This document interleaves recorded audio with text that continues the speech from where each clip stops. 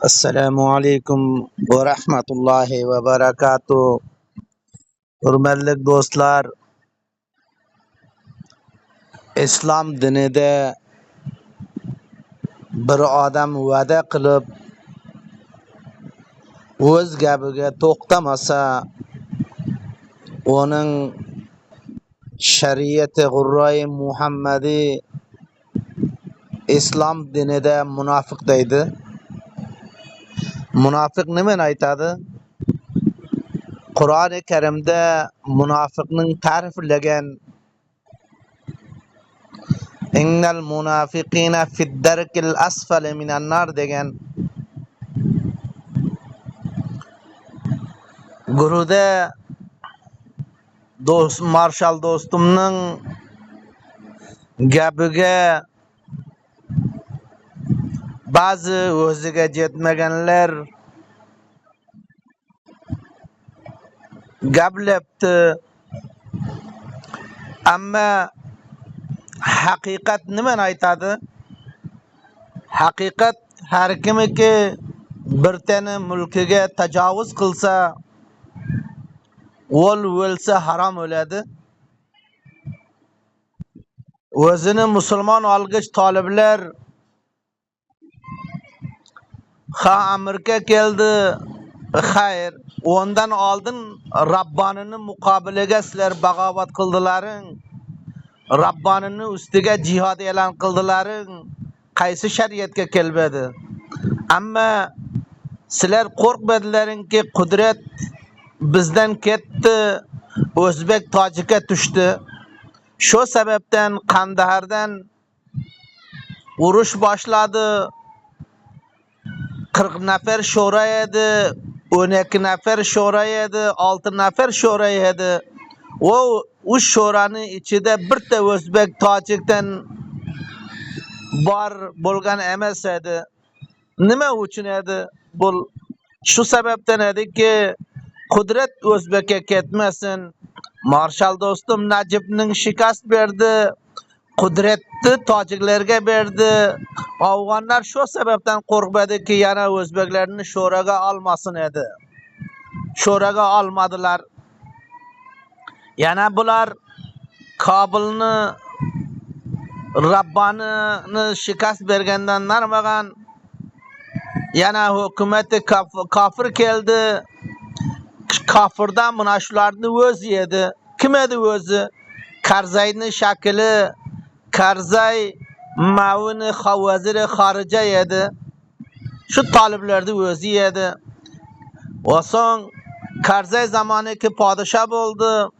Nimaki afg'onlar boradi, uzun soqollarini qirib turib Karzay akalarini qoptoliga borib to'xtadi.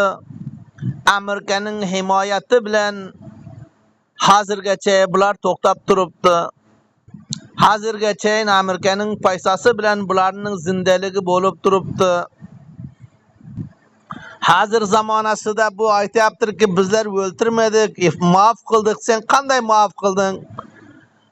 Viloyati Bag'lonning Burka degan joyida bir sharshari saqov o'zbekni shu sababdan bular urib shahid qildiki, sen nega xutbaga Amirul Mo'mininning otini o'qimaysan deb.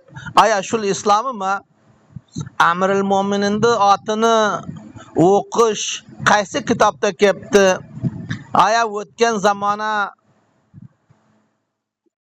zamona hali boqimi? Hali ulamolar nima degan? Ulamolar fatvo beribdiki, Amirul Mo'mininning nomini o'qimagani yaxshi. Ki qanday podshoni nomini o'qimagan yaxshi. Agarchandiki Amirul Mo'minin deyish o'zi noto'g'ri. Amirul Mo'minin nimani aytadi? Amirul Mo'minin shuni aytadiki, tamomi dunyoning, tamomi musulmonlarning amiri bo'lgan bo'lsa, sizlarni tanuz amirlaring g'oyibga bay'at qilish, g'oyibga ittibo qilish shariatda harom. Ki qanday Qur'oni Karimda birinchi porasini avvalida Alif lam mim zalikal kitab la rayba fih. Şunu sen tefsirini okup gör. Şurada aytıptı ki iman keltirmek Allah Teala'nın görmegen üçün, görmesi üçün iman keltiriş lazım. Allah Teala yani Allah Teala'nı görmese hem iman keltirse boladı eken.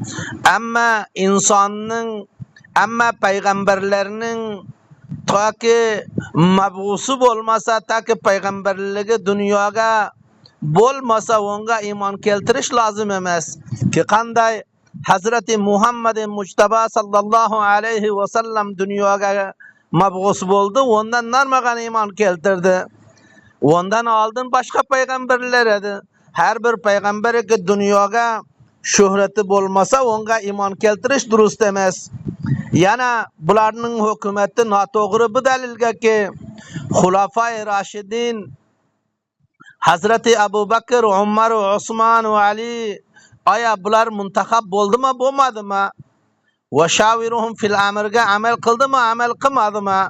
Ve siler kaslerdi padişaların amirlerin közge görünmeydi. Közge görünmegenge men aytıp ötdüm ki bayat kılış ondan itaat kılış şeriatta haram. Afsus silerdi jalseleringe Kabulda bular bolsa jalse kıldı. Haqqani cinablari aytadi. Her kimi ki xudkushiga borsa, xudkushiga borayotgan vaqtida nauzubillah payg'ambari Xudo kelib onun ruxsat qiladi dedi. Bunday aqidalar kufr. Bularga ittibo qilish shariatda hech gunjoyishi yo'q. Shariatda noto'g'ri bularga ittibo qilish. Alloh taolo kuch va quvvat bersin. Hazır faryapni Shirin Tagapta ve Badaxshonning Shikayda bularning urib chiqartdi. Sholarga kuch quvvat bersin. Yaşasın musulmonlar, yaşasın Türk dünyası. Assalamu alaykum ve rahmetullahi ve berekatuh.